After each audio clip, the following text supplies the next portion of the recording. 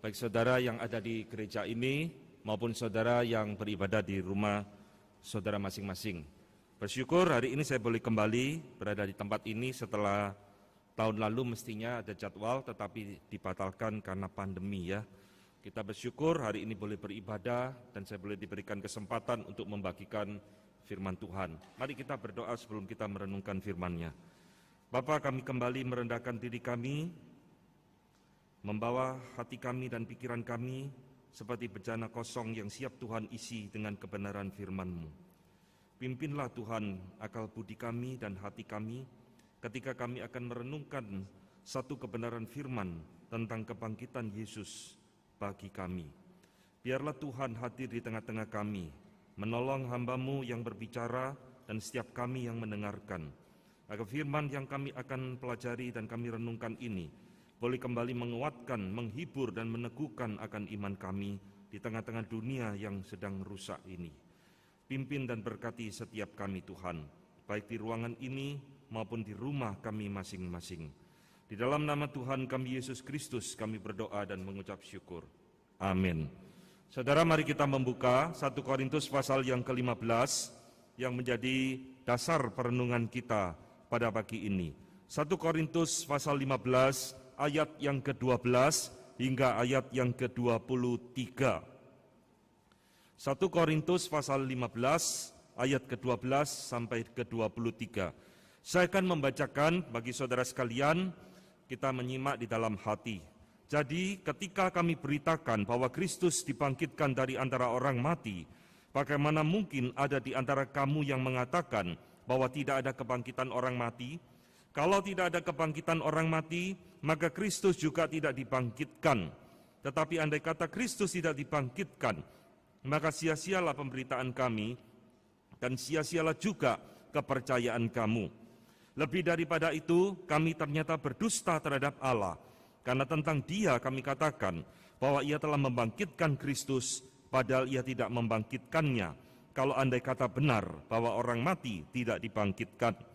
Sebab jika benar orang mati tidak dibangkitkan, maka Kristus juga tidak dibangkitkan. Jadi jika Kristus tidak dibangkitkan, maka sia-sialah kepercayaan kamu, dan kamu masih hidup di dalam dosamu. Demikianlah binasa juga orang-orang yang mati dalam Kristus. Jikalau kita hanya hidup ini saja menaruh pengharapan pada Kristus, maka kita adalah orang-orang yang paling malang dari segala manusia. Tetapi yang benar ialah bahwa Kristus telah dibangkitkan dari antara orang mati sebagai yang sulung dari orang-orang yang meninggal. Sebab sama seperti maut datang karena satu orang manusia, demikian juga kebangkitan orang mati datang karena satu orang manusia. Karena sama seperti semua orang mati dalam persekutuan dengan Adam, demikian pula semua orang yang akan dihidupkan kembali dalam persekutuan dengan Kristus. Tetapi tiap-tiap orang menurut urutannya. Kristus sebagai buah sulung, sesudah itu mereka yang menjadi miliknya pada waktu kedatangannya.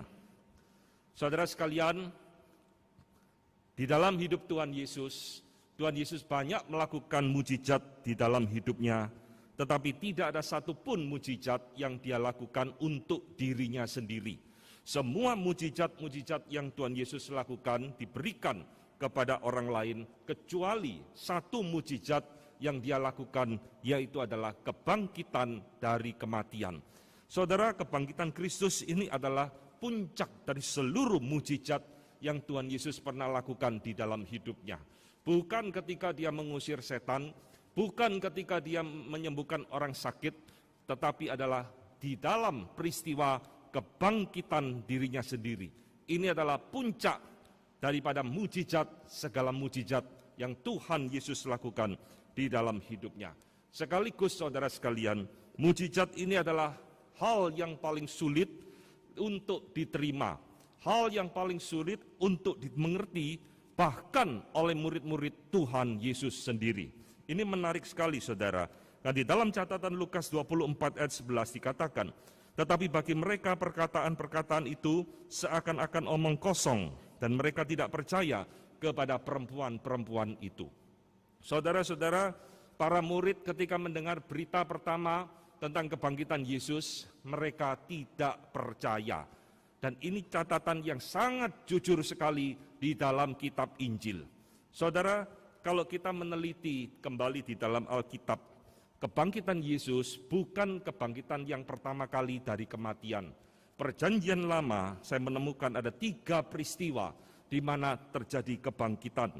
Pertama, 1 Raja-Raja 17 ayat 22. Di sana Elia membangkitkan anak janda di Sarfat.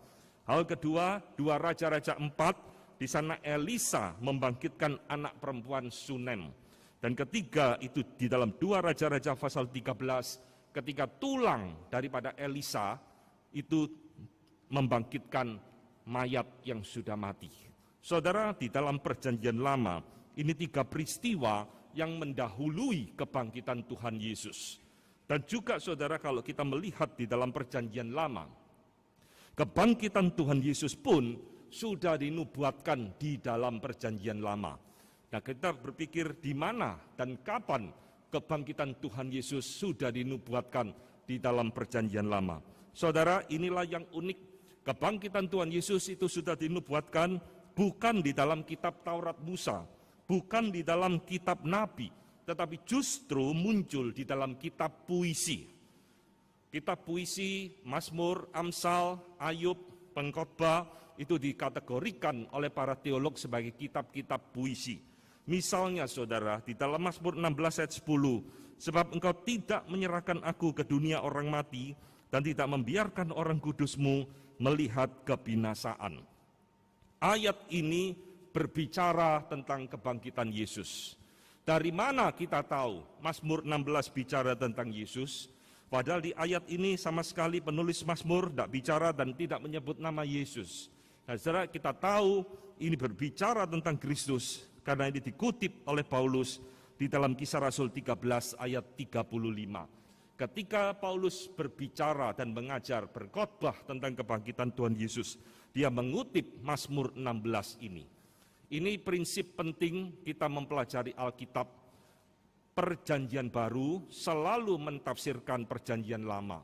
Perjanjian Baru sering mengutip Perjanjian Lama. Ini menjadi satu kesatuan di dalam Alkitab kita. Maka ketika Paulus mengutip ayat ini, itu memperkuat dan mempertegas bahwa Mazmur 16 ini sebenarnya satu nubuatan tentang kebangkitan Tuhan Yesus.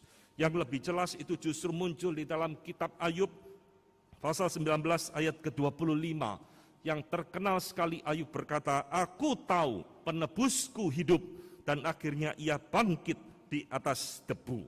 Saudara, ini adalah beberapa nubuatan-nubuatan kebangkitan Tuhan Yesus yang pernah dicatat di dalam Alkitab. Tetapi kebangkitan Tuhan Yesus bukan hanya dinubuatkan di dalam Alkitab Perjanjian Lama. Di dalam masa Tuhan Yesus hidup dan melayani, dia berulang kali menubuatkan sendiri akan kebangkitannya. Rombaklah bait Allah, seperti yang tadi yang dikutip, aku akan membangunkannya kembali di dalam 3 hari. Sama seperti Yunus 3 hari 3 malam di perut ikan, anak manusia akan 3 hari 3 malam di perut bumi. Ini semua berbicara Tuhan Yesus sedang menubuatkan akan kebangkitannya sendiri. Saudara-saudara, tetapi kembali kepada pertanyaan kita di awal, mengapa para murid sulit menerima kebangkitan Tuhan Yesus? Bukankah para murid adalah orang-orang Yahudi yang saya yakin pernah mendengar cerita tentang Elisa dan Elia? Bukankah mereka juga adalah orang yang mempelajari kitab Taurat, yang pasti pernah membaca Mazmur dan kitab Ayub? Dan bukankah Tuhan Yesus sendiri juga berulang kali berkata tentang kebangkitannya kepada murid-murid itu sendiri? Tetapi saudara, mengapa para murid itu begitu sulit menerima kebangkitan Tuhan Yesus? Mereka hidup bersama dengan Tuhan Yesus 3 tahun, saudara.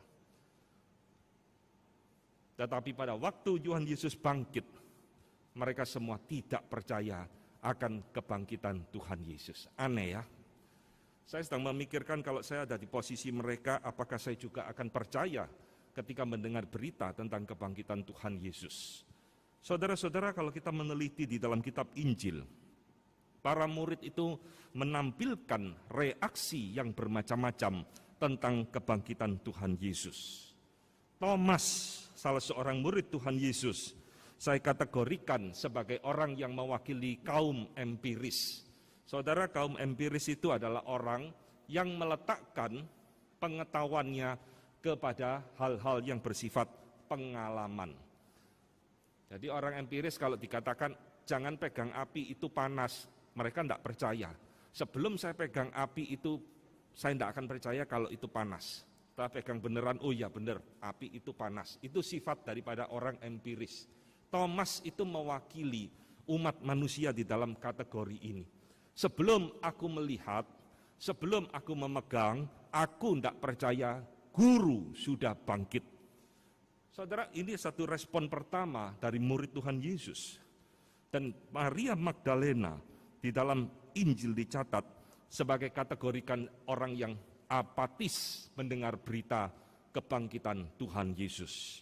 Tuhanku mungkin tidak bangkit loh, tapi dia sedang dicuri oleh orang mayatnya. Ini dicatat di dalam kitab Injil. Dan Petrus, murid yang paling terkenal itu, bagi saya mewakili kelompok rasionalis yang terus mikir, mencari rasionalitas tentang kebangkitan Yesus. Sebab sekalipun Petrus itu sudah di depan kubur Yesus yang kosong, dia masih tidak percaya. Dia masih memikir-mikir terus, mengapa kubur ini kosong? Saudara-saudara dan murid-murid yang lain bagi saya itu mewakili kelompok yang disebut dengan skeptik, orang yang terus meragu-ragukan sesuatu kebenaran. Bahkan Yesus bangkit dan menampakkan diri di tengah-tengah mereka pun mereka masih berpikir yang muncul itu adalah setan. Sampai Tuhan Yesus ngomong, setan tidak berdaging dan tidak bertulang, ini aku, gurumu sendiri. Saudara-saudara kasih Tuhan, aneh ya. Mereka punya Taurat, mereka sudah sering mendengar cerita tentang perjanjian lama. Tetapi pada waktu Yesus bangkit, mereka tidak percaya. Mengapa demikian? Kalau kita hari itu ada di dalam posisi mereka, apakah kita gampang percaya, oh Yesus iya benar bangkit? Saudara-saudara, saya yakin 4 kategori manusia ini mewakili banyak manusia di dalam seluruh dunia. Dan termasuk mungkin hingga hari ini banyak orang Kristen sendiri juga tidak percaya akan kebangkitan Yesus Kristus. Saudara-saudara yang kasih Tuhan, inilah yang menjadi hal mengapa kebangkitan Tuhan Yesus itu harus dia muncul di bumi setelah bangkit 40 hari lamanya, menampakkan diri kepada banyak orang untuk meyakinkan akan kebangkitannya. Berarti kebangkitan ada sesuatu yang tidak gampang diterima. Mengapa? Karena kita hidup di dalam satu suasana sehari-hari bergaul erat dengan yang namanya kematian, bukan kebangkitan. Setiap hari kita mungkin terima WA, kita dengar berita si A dipanggil Tuhan dan sebagainya. Kematian menjadi satu pembicaraan, menjadi satu bagian realitas hidup manusia sehari-hari, begitu familiar di telinga kita, tetapi tidak dengan kebangkitan. Maka sekalipun perjanjian lama sudah memberikan 3 contoh kebangkitan, para murid Tuhan Yesus sendiri, para rasul, tetap sulit menerima peristiwa kebangkitan. Saudara, inilah sifat kita, inilah natur kita, karena kita sudah bergaul erat, natur kita dan natur kematian, sehingga kita mendengar berita tentang kebangkitan, kita sulit sekali untuk menerimanya. Nah, saudara yang dikasihi Tuhan, ini menunjukkan iman yang besar dibutuhkan untuk menerima fakta di dalam kebangkitan Tuhan Yesus. Hingga hari ini kita tetap melihat bagaimana hamba-hamba Tuhan, gereja-gereja yang tetap menolak akan peristiwa kebangkitan Tuhan Yesus, menciptakan berbagai macam teori kebangkitan yang aneh-aneh luar biasa. Ada yang mengatakan Tuhan Yesus tidak bangkit, tetapi mayatnya dicuri orang lalu disembunyikan. Ada yang mengatakan Tuhan Yesus tidak mati, tetapi hanya pingsan, kemudian 3 hari dia bangun lagi siuman, lalu keluar dari kubur. Ada yang mengatakan para murid itu berhalusinasi melihat gurunya bangkit padahal mestinya tidak bangkit. Semua teori-teori ini diciptakan oleh para hamba-hamba Tuhan yang menyesatkan gereja karena satu faktor, mereka tidak bisa menerima realitas kebangkitan. Sekali lagi saudara sekalian, kita sulit menerima realitas ini karena kita bergaul erat dengan yang namanya kematian. Kita tidak bisa gampang menerima kebangkitan. Maka hari ini kita mau merenungkan saudara, kebangkitan Tuhan Yesus bukan hanya dicatat di dalam kitab Injil, tetapi justru diperjelas di dalam berbagai surat Rasul Paulus. Saudara, Rasul Paulus ini adalah rasul yang banyak berbicara tentang Kristus Yesus. Tetapi dari sisi yang lain daripada 4 Injil kita. 2 hari, 3 hari yang lalu kita telah memperingati hari kematian Tuhan Yesus di atas kayu salib. Kalau saudara membaca kitab Injil hanya mencatat Yesus disiksa, kemudian disalib dan mati, kemudian bangkit. Tetapi tidak menjelaskan apa makna kematian itu dan apa makna kebangkitannya. Justru itulah saudara, kita bersyukur ada surat-surat dari Rasul Paulus yang menjelaskan apa makna dari kematian Yesus sekaligus makna dari kebangkitan Tuhan Yesus. Saudara, Paulus di dalam banyak suratnya mengatakan kita diperdamaikan dengan Allah oleh kematian anaknya. Kita dibenarkan oleh Allah karena kematian anaknya. Ini ada satu penjelasan tentang makna daripada kematian Yesus Kristus. Nah, hari ini kita mau belajar dan melihat saudara, bagaimana Rasul Paulus sekarang memaknai dan melihat apa sih pentingnya kebangkitan Tuhan Yesus bagi dunia, bagi kita orang percaya. Dan di dalam 1 Korintus 15 ini adalah penjelasan yang paling panjang yang Paulus pernah tuliskan di dalam berbagai suratnya. Saudara, sebenarnya Rasul Paulus bukan hanya di dalam 1 Korintus 15, dia tulis di dalam Roma pasal 6, 1 Korintus pasal 6, 2 Korintus pasal 4, 1 Tesalonika pasal keempat. Ini adalah tulisan-tulisan Paulus yang menyinggung tentang kebangkitan Tuhan Yesus. Tetapi yang paling panjang, yang paling jelas itu muncul di dalam 1 Korintus pasal yang ke-15. Saudara, kenapa di tengah-tengah surat 1 Korintus ini Paulus kok membicarakan kebangkitan Tuhan Yesus? Surat 1 Korintus ini berbicara banyak hal, saudara. Khususnya ada tentang dosa di dalam jemaat. Tetapi mulai pasal 15, setelah dia bicara tentang karunia-karunia roh, pasal 14, kok dia lari membicarakan kebangkitan Yesus. Kenapa? Saudara, tafsiran yang paling memungkinkan adalah di dalam jemaat Korintus muncul satu pertanyaan yang sama dengan apa yang tadi katakan. Mereka pun meragukan, mempertanyakan kebangkitan Tuhan Yesus. Itulah sebabnya saudara, Rasul Paulus menuliskan bagian ini satu pasal khusus. Kita tadi hanya membaca sebagian. Saya harap saudara nanti di rumah baca dari ayat pertama sampai ayat yang terakhir, kira-kira ada hampir 60 ayat. Paulus menjelaskan semua tentang kebangkitan Tuhan Yesus. Saudara, bagi dia Paulus berbeda dengan para murid yang lain. Dia berjumpa dengan Tuhan Yesus bukan justru pada waktu Tuhan Yesus masih hidup, tetapi justru Tuhan Yesus setelah mati dan setelah bangkit. Inilah beda Paulus dengan murid-murid dan rasul-rasul yang lain. 12 rasul yang lain itu dipanggil dan dipilih oleh Tuhan Yesus ketika Tuhan Yesus masih hidup. Paulus dipilih dan dipanggil Allah justru setelah Tuhan Yesus bangkit. Dan beberapa pentafsir mengatakan sebenarnya Paulus dan Tuhan Yesus tidak pernah bertemu face to face, muka dengan muka. Ini sesuatu pengalaman yang luar biasa. Tuhan Yesus memanggil Paulus justru setelah Tuhan Yesus bangkit. Saulus, Saulus, mengapa engkau menganiaya aku? Itulah sebabnya saudara, di dalam diri Paulus sama sekali tidak ada keraguan-raguan seperti para murid yang lain. Dan hari ini kita mau belajar sesuatu yang penting daripada surat 1 Korintus pasal ke-15 ini. Saudara, kalau kita mempelajari surat Paulus menempatkan kematian dan kebangkitan Kristus itu sebagai pusat di dalam pengenalannya kepada Allah, sebagai pusat berita Injil yang dia sampaikan di dalam surat-suratnya.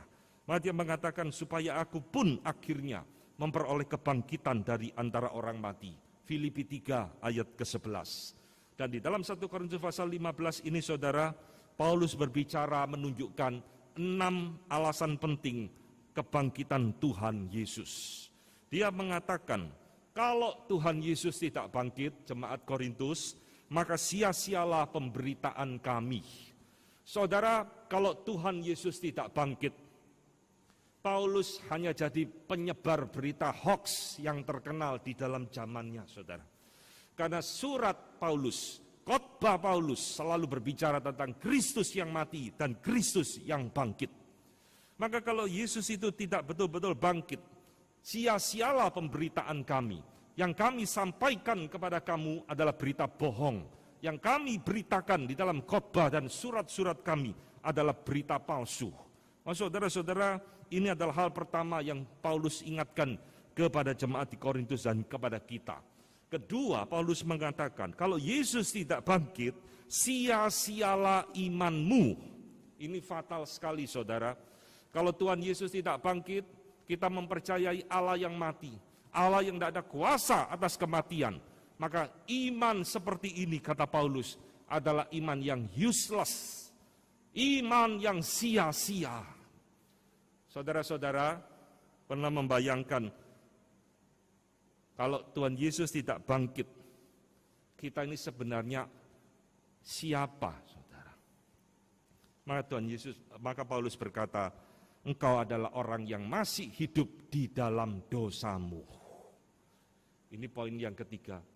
Kalau Yesus tidak bangkit, kita masih hidup di dalam dosa. Mengapa? Karena tetap kematian belum dikalahkan.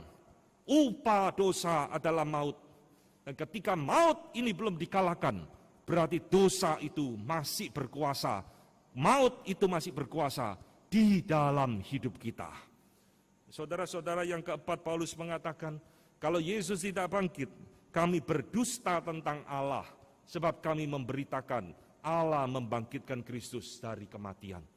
Bukan saja membuat dirinya pembohong berita hoax, kalau dia mengatakan bahwa Yesus tidak bangkit, berarti itu adalah membuat Allah menjadi pendusta. Saudara-saudara, berikutnya Paulus mengatakan yang kelima, kalau Yesus tidak bangkit, sia-sialah semua orang yang mati di dalam Kristus. Orang-orang yang mendahului mereka, jemaat Korintus, maupun orang-orang yang mendahului kita saat ini, mereka mati secara sia-sia, termasuk para martir yang mati membela iman mereka, kematian yang sia-sia. Dan keenam terakhir, Paulus menutup, kalau Kristus tidak bangkit, kita adalah orang yang paling malang, paling celaka dari segala manusia. Saudara-saudara, lihat, ini 6 alasan Paulus mengatakan mengapa kebangkitan Kristus adalah hal yang penting. Ini merembet dan membentuk semua aspek kehidupan di dalam diri kita. Menjadikan Allah pembohong, menjadikan berita Injil palsu, dan menjadikan hidup kita, iman kita, menjadi iman yang sia-sia. Saudara-saudara, 1 Korintus pasal 15, kalau kita membaca tadi dengan teliti, disinilah Paulus menunjukkan dia sedang membangun sebuah teologi kebangkitan Tuhan Yesus. Tadi kita membaca, kita sudah memperhatikan, Paulus itu membangun teologi kebangkitan tentang Tuhan Yesus berdasarkan 3 hal penting yang muncul di dalam 1 Korintus pasal ke-15. Pertama, dia menghubungkan kebangkitan Yesus dengan kematian di dalam Adam. Oleh satu orang, semua orang telah mati. Maka oleh satu orang juga kebangkitan itu diberikan kepada kita. Kedua, di dalam 1 Korintus pasal 15, Paulus menghubungkan Adam itu dengan dosa dan juga dengan kematian. Karena Adam muncullah dosa, karena dosa muncullah kematian. Saudara-saudara, kebangkitan Tuhan Yesus bagi Paulus adalah untuk menjawab 3 problem terbesar di dalam hidup manusia sepanjang zaman. Manusia mati di dalam dosa, dan dosa itu membawa kematian kekal, penghukuman kekal Allah kepada diri kita. Itulah sebabnya saudara, bagi Paulus, kebangkitan Tuhan Yesus adalah satu keharusan. Satu hal yang menjadi fondasi penting di dalam imannya dan juga iman orang Kristen sepanjang zaman. Paulus tidak mengatakan, kalau Yesus tidak membuat mujizat, sia-sialah imanmu. Tidak ada, saudara. Kalau Tuhan Yesus tidak menyembuhkan kamu, sia-sialah kepercayaanmu. Tidak ada. Bagi Paulus itu tidak penting. Paulus mengatakan kalau Yesus tidak bangkit, sia-sialah imanmu, sia-sialah kepercayaan kita. Kita adalah orang yang paling celaka dari segala manusia. Berarti saudara lihat, ini sentralitas, pusat teologi daripada Paulus kembali kepada kematian dan kebangkitan Tuhan Yesus. 1 Korintus pasal 15, bagian yang sangat indah sekali menjelaskan hubungan kebangkitan Tuhan Yesus dengan kita. Maka hari ini saya ingin memberikan 2 poin penting saudara menjadi perenungan bagi kita. Apa sih makna kebangkitan Yesus Kristus bagi Paulus? Menurut Paulus, di dalam 1 Korintus pasal 15, saya menemukan ada 2 makna penting yang Paulus ingin sampaikan di dalam suratnya. Itu adalah secara umum dan secara khusus. Saudara, makna secara umum, ketika Paulus berbicara tentang kebangkitan Yesus, Paulus sedang ingin mengatakan, kebangkitan Tuhan Yesus adalah jawaban atas pencarian hidup manusia tentang hidup yang kekal. Saya ulangi, apa sih makna tujuan Paulus menuliskan kebangkitan Yesus begitu panjang satu pasal ini? Paulus ingin berkata kepada dunia bahwa kebangkitan Tuhan Yesus adalah jawaban. Jawaban apa? Jawaban atas pencarian manusia tentang hidup yang kekal.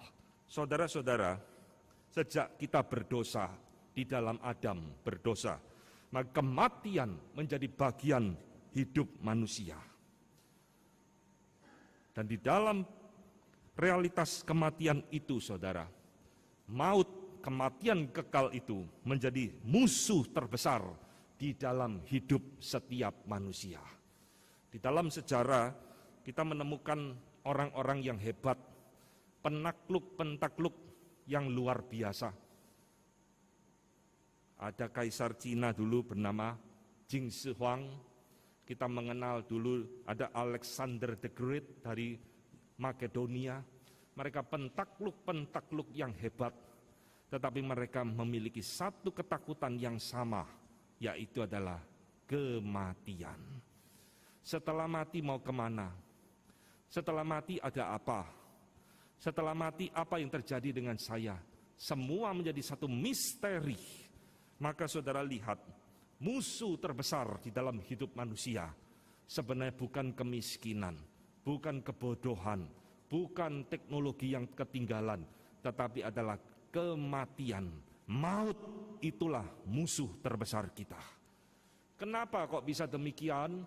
Karena kita pernah memilikinya, namun sekarang kita telah kehilangannya. Saudara, inilah jawaban saudara. Dulu kita memiliki hidup yang kekal itu di dalam Adam. Kita titipkan hidup yang kekal itu kepada Adam. Tapi Adam ini orang yang dablek, memberontak kepada Allah, sehingga dia menghilangkan hak untuk hidup yang kekal itu di dalam dirinya dan seluruh keturunannya, termasuk engkau dan saya. Kita tidak sadar, orang dunia tidak pernah sadar. Kita telah kehilangan sesuatu yang paling berharga di dalam hidup manusia, yaitu adalah hidup yang kekal itu. Maka kalau sesuatu yang berharga hilang, kita akan cari mati-matian, bukan? Kalau yang hilang sandal jepit, tidak apa-apa, besok beli lagi. Tapi ini yang hilang tidak ada dijual di toko. Tidak ada toko online jual hidup yang kekal. Mau dicari di mana? Mau ditemukan di mana? manusia terus mau mencari hidup yang kekal itu melalui agama. Agama mau mencari hidup yang kekal melalui perbuatan baik, melalui amal, melalui segala ritual-ritual yang dilakukan. Mereka berharap mereka menemukan kembali hidup yang kekal yang pernah mereka miliki di dalam hidupnya. Tetapi saudara, Alkitab mengatakan itu tidak akan memberikan hidup yang kekal di dalam diri kita. Agama apapun tidak pernah memberikan hidup yang kekal kepada manusia. Mengapa?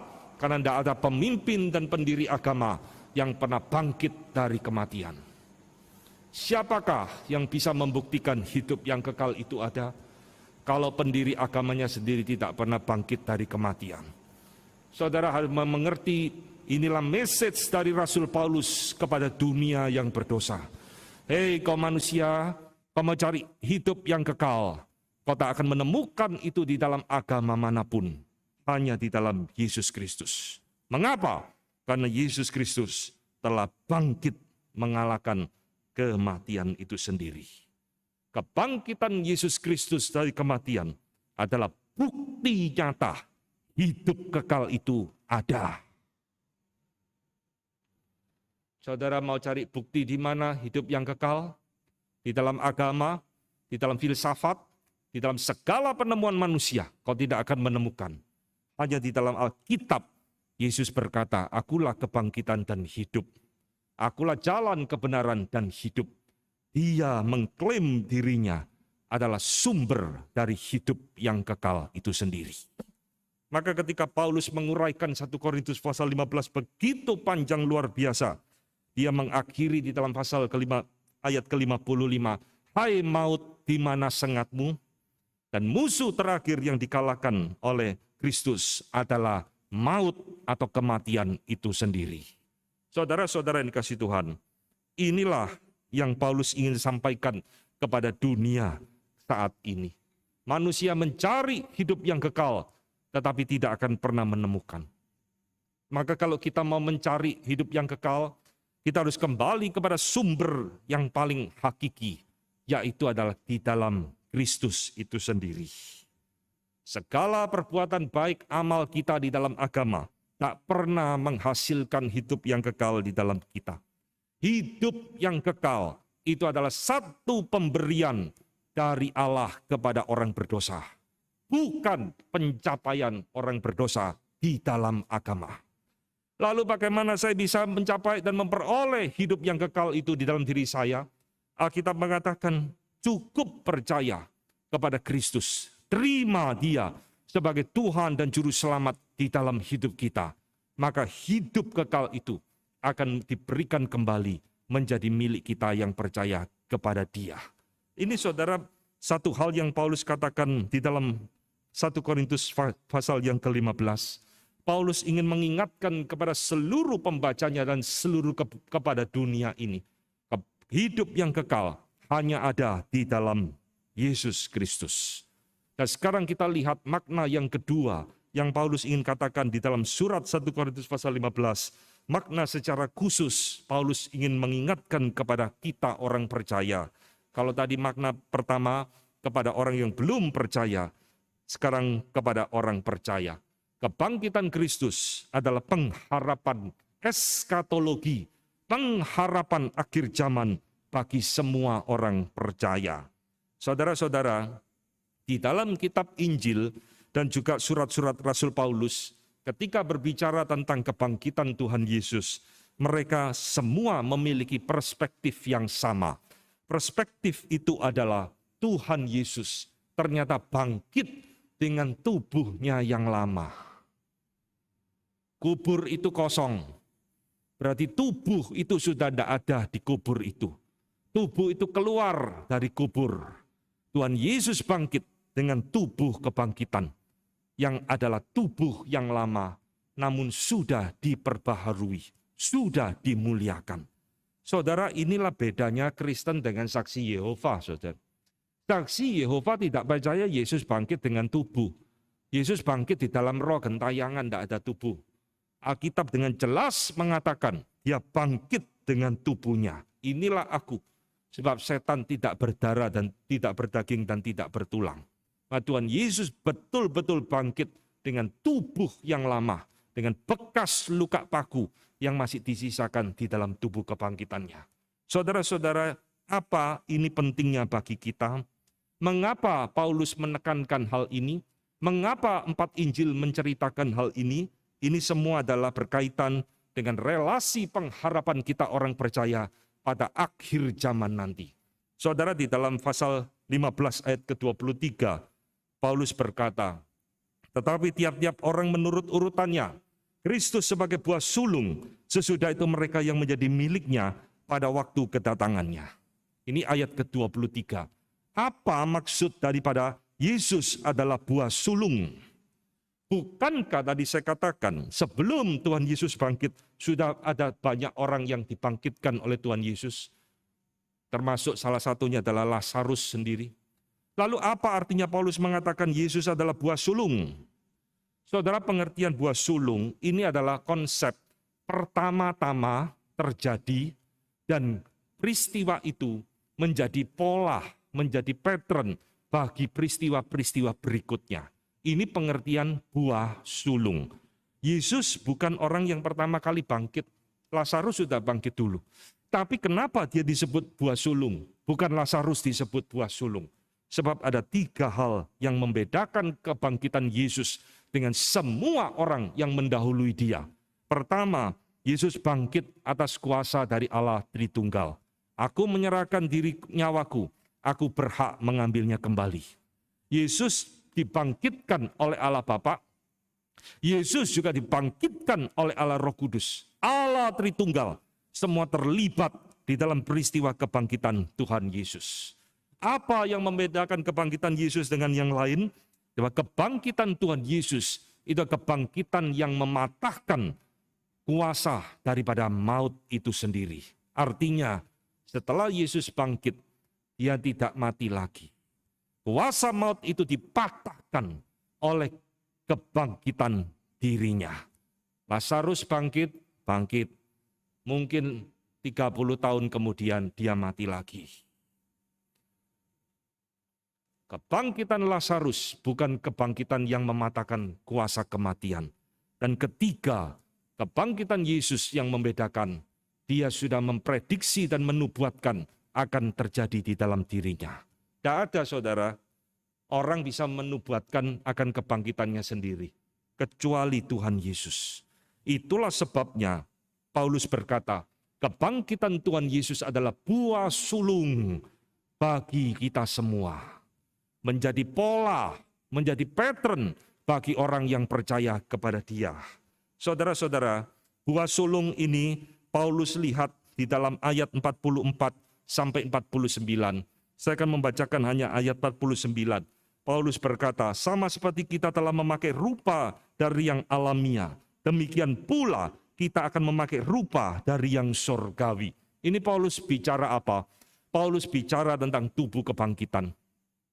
Sama seperti Kristus dibangkitkan dengan tubuh kebangkitan, tubuh yang dimuliakan, maka kita sekarang memakai tubuh yang alamiah. Tetapi suatu saat kita juga akan memakai rupa atau tubuh yang dari surgawi, yaitu tubuh kemuliaan. Saudara-saudara, Tuhan itu menciptakan kita manusia dari 2 unsur penting di dalamnya.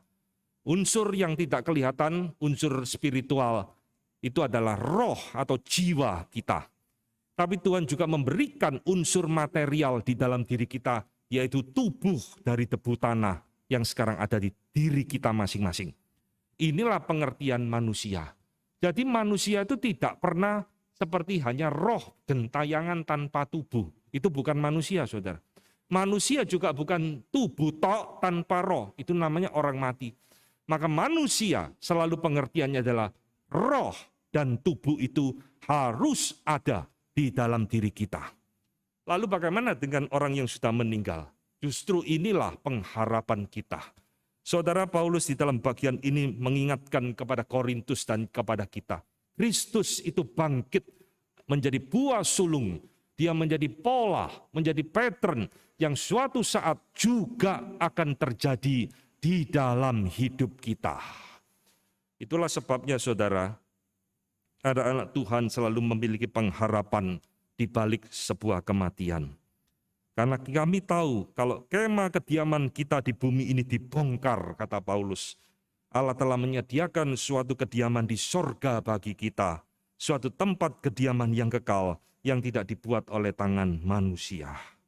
Saudara, apa yang terjadi dengan kebangkitan Yesus itu menjadi satu janji yang juga akan terjadi kepada orang yang percaya kepada Dia. Ini arti dari buah sulung. Di dalam tubuh kebangkitan nanti, dosa tidak lagi berkuasa, maut tidak lagi berkuasa, dan di dalam tubuh kebangkitan inilah nanti kita hidup bersama dengan Allah di dalam kekekalan. Maka saudara, ini ada satu pengertian yang sangat indah sekali dan sangat menghibur kita. Tubuh kita ini makin lama makin lemah, bukan? Digerogoti oleh usia, digerogoti oleh berbagai penyakit. Suatu saat akan kita tinggalkan. Tapi 1 Korintus pasal 15, Paulus mengatakan, jangan takut. Kristus adalah buah sulung kita. Apa yang terjadi dengan Dia, suatu saat kita pun akan menikmati bersamanya. Maka saudara-saudara, hari ini kita telah merenungkan satu pengertian yang penting tentang makna kebangkitan Kristus yang terus setiap saat, setiap tahun kita peringati. Saudara, kebangkitan Kristus adalah misteri terbesar yang Allah singkapkan kepada kita, orang yang berdosa. Di dalam keberdosaan kita, di dalam perjalanan kita hidup, Tuhan menunjukkan hidup yang kekal itu ada. Dan di dalam kebangkitan Yesus, musuh terbesar manusia, dosa dan kematian sudah dikalahkan oleh Yesus. Biarlah hari ini kita boleh dikuatkan kembali sebagai orang percaya di dalam masa-masa pengembaraan kita di dunia yang sementara ini.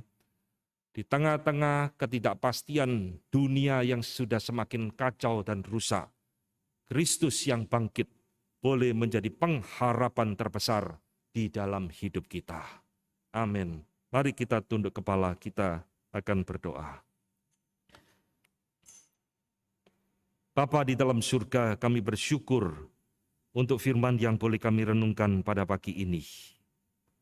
Di tengah-tengah dunia yang begitu skeptik tentang hidup yang kekal, di tengah-tengah begitu banyak orang yang mencari akan makna hidup yang kekal, Tuhan sudah menyatakan itu kepada kami di dalam Yesus Kristus.